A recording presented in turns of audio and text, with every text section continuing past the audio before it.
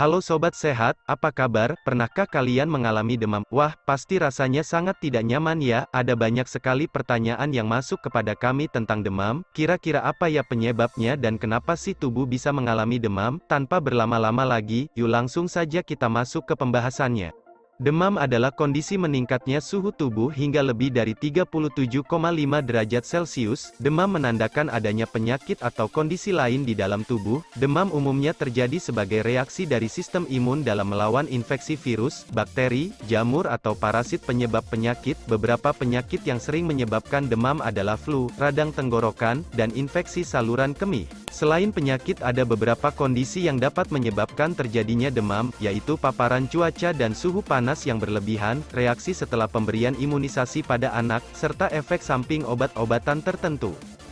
Meskipun kadang mengkhawatirkan, sebagian besar demam yang disebabkan oleh infeksi virus akan sembuh dengan sendirinya. Namun jika demam sudah mencapai suhu lebih dari 37,5 derajat Celcius, diperlukan penanganan untuk mengatasi ketidaknyamanan akibat demam dan mengobati penyebabnya.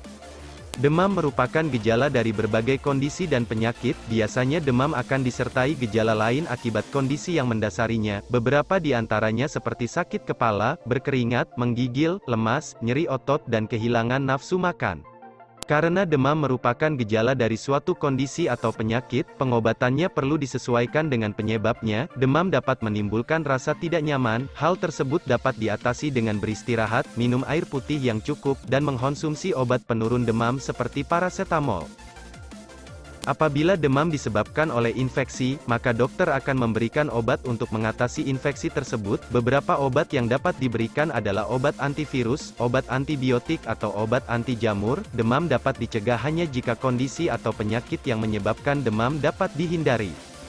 Nah, jadi kesimpulannya, demam merupakan kumpulan dari suatu gejala di mana demam tidak akan pernah dapat terjadi apabila tidak ada sesuatu yang memicunya. Pemicu dari demam itu sendiri dapat berupa infeksi, trauma, dan masih banyak lagi penyebab lainnya. Demam merupakan suatu mekanisme yang dimiliki oleh tubuh untuk memperingatkan kepada si pemilik tubuh bahwa saat ini sedang terjadi sesuatu di luar dari batas normal pada tubuh, sehingga dengan sinyal tersebut diharapkan si pemilik tubuh dapat sadar dan melakukan usaha untuk dapat mencari tahu penyebab terjadinya demam tersebut. Di mana ada demam, pasti di situ ada penyebabnya. Jika kita dapat mengetahui penyebab dari demam tersebut, maka di sanalah terapi utama yang dapat membantu kita untuk meredakan demam. Apabila demam tersebut disebabkan karena adanya infeksi, maka obat berupa antibiotik, antivirus atau anti jamurlah terapi utamanya. Terapi utama yang dapat kita lakukan sebagai orang awam adalah dengan mengkonsumsi obat penurun panas seperti parasetamol. Apabila terapi tersebut sudah dijalankan dan ternyata tidak ada perbaikan, maka di sanalah saatnya kita untuk dapat berkonsultasi dengan dokter, dengan mengunjungi pusat fasilitas kesehatan terdekat untuk mengetahui lebih lanjut penegakan diagnosis yang menyebabkan terjadinya demam, agar terapi yang diberikan dapat sesuai dengan penyebab yang diderita.